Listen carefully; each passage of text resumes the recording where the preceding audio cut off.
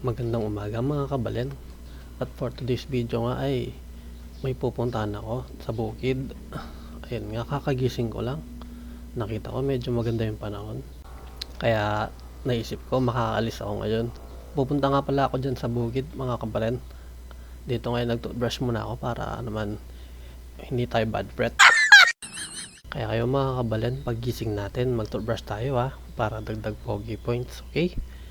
At dito nga ay magkakape muna ako mga kabalen para naman may laman yung ating tiyan, para mainitan. Di nga pala kape yan mga kabalen, champion pala yan, yung parang Milo.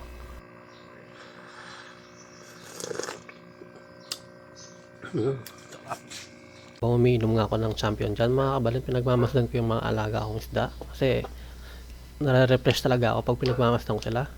Dyan nga nag-guys muna ako ng buhok. Papogi ka boy, hindi ka naman pogi. Lawen meg minsan niya pang magsalamin ay dyan nga mga kabalen lumabas ako. Ayan nga, sinulubok ako ni Siomay. Nagugutom mata si Siomay kaya sinulubok niya ako. Dyan nga nandiyan ako sa labas, tinitignan ko yung panahon, medyo makulimlim kasi. Ito nga aking sinuot ng salamin at piling artista.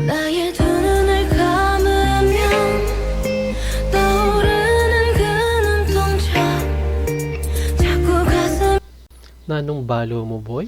Kakanyan-kanyan ka ba? Ay mo bagi eh. May outfit check ko pa pinken. Lem mo kabalen. Ayan outfit check. Outfit check ya pamuntaya mo bukid. Nanano mo ka boy? Ken sa akin ako ang bambo. Tara mga kabalen, alis na tayo. Let's go!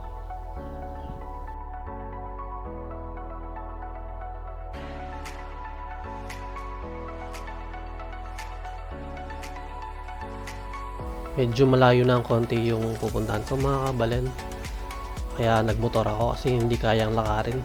Pero may shortcut naman pwedeng lakarin, kaso mapapalayo ko nga lang na sobra mga kabalen.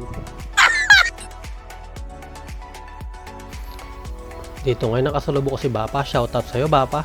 Bap, magay ka. Dito nga malapit na tayo makalabas sa daan at medyo malapit-lapit na rin na natin pupuntahan.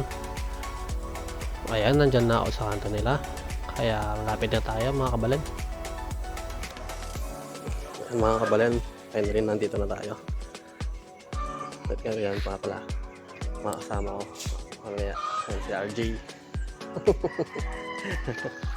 Naghintay pa nga ako ng ilang minuto dyan mga kabalen kasi may ginagawa pa sila. And finally mga kabalen, lalarga na kami, pupunta na kami sa bukid. Migpapogi na naman ng alipogi. Lem piplex na pa kaming shades na. Yan naman masanting.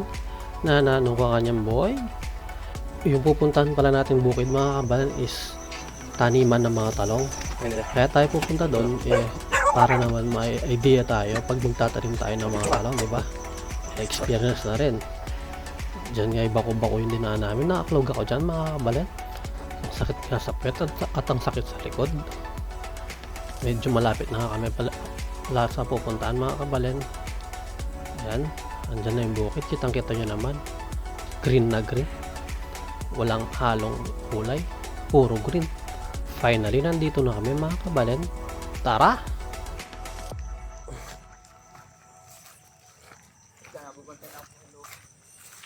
Ayan, daming balasenas mga kabalen, daming talong. Ayan, ganda ng buho ko.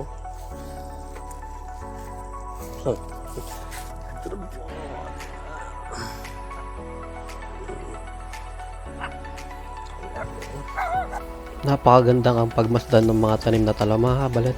Nakaka-relax. Ang sarap siguro magpitas niyan, no? Sayang hindi ko sila naabutan nagpipitas kasi nandun pa sila sa kapila, kaya hindi natin maaabutan. Mamaya pa nga po yun. Kaya pinagmasdan na lang muna natin yung mga talong na nakatanim dyan at yung mga bunga nila. Sa kabila nga yan mga kabalen is taniman ng palay. Kasi tagulan na, kaya maganda nang magtanim ng palay.